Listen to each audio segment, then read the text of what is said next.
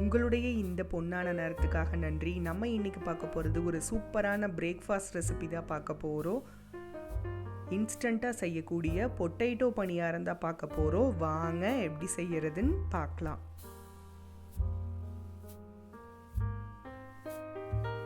First ஒரு mixing Pavul எடுத்துக்கலாம். அதில் 1/2 கப் வெள்ளை ரவை சேர்த்துக்கலாம். இதை வறுக்கணும்னுலாம் அவசியம் இல்லை, அப்படியே சேர்த்துக்கலாம். 1/4 கப் தயிர்,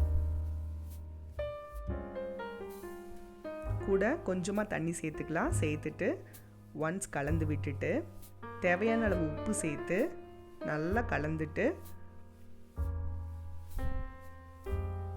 ஒரு 20 நிமிஷம் அப்படியே மூடி வச்சிடலாம். நம்ம சைடில் ஒரு பேனில் கொஞ்சமாக எண்ணெயை சூடு பண்ணிக்கலாம். எண்ணெய் சூடானதும் கடுகு சேர்த்துக்கலாம். கடுகு வெடித்ததும் 1/2 ஸ்பூன் கடலைப்பருப்பு,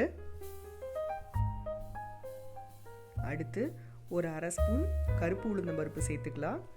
கருப்பு உளுந்து இல்லைன்னா வெள்ளை உளுந்து கூட ஆட் பண்ணிக்கலாம். அடுத்து கொஞ்சமாக சின்ன வெங்காயம், ஒரு பச்சை மிளகாய்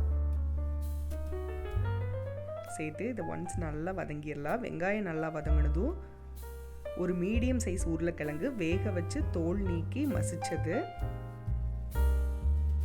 வெங்காயம் சின்ன வெங்காயம் இல்லைன்னா நீங்கள் பெரிய வெங்காயம் கூட ஆட் பண்ணிக்கலாம். சேர்த்துட்டு இது ஒன்ஸ் கலந்து விட்டுட்டு 1/4 ஸ்பூன் மஞ்சத்தூள் சேர்த்துக்கலாம்.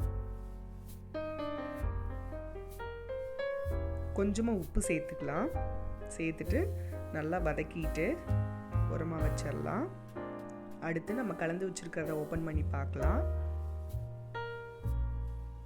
ஓப்பன் பண்ணிட்டு நம்மளுக்கு தண்ணி வேணும்னா எக்ஸ்ட்ராவாக வேணாலும் ஊற்றிட்டு நல்லா கலந்து விட்டுட்டு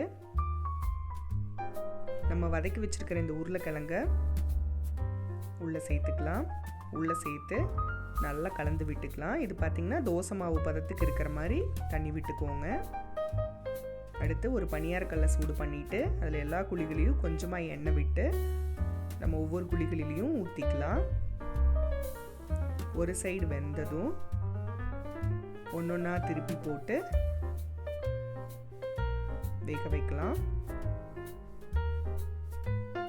2 சைடு வெந்ததும் நம்ம இப்போ வெளியே எடுத்துடலாம். இப்போது நம்மளோட சூப்பரான உருளைக்கிழங்கு பணியாரம் ரெடி ஆயிடுச்சு. இதை சூடாக சாப்பிடும்போது அவ்வளோ சூப்பராக இருக்கும். நீங்களும் வீட்டில் ட்ரை பண்ணி பாருங்கள். அறுசுவைகளும் சங்கமிக்கட்டும் அனைவரது இல்லங்களிலும்.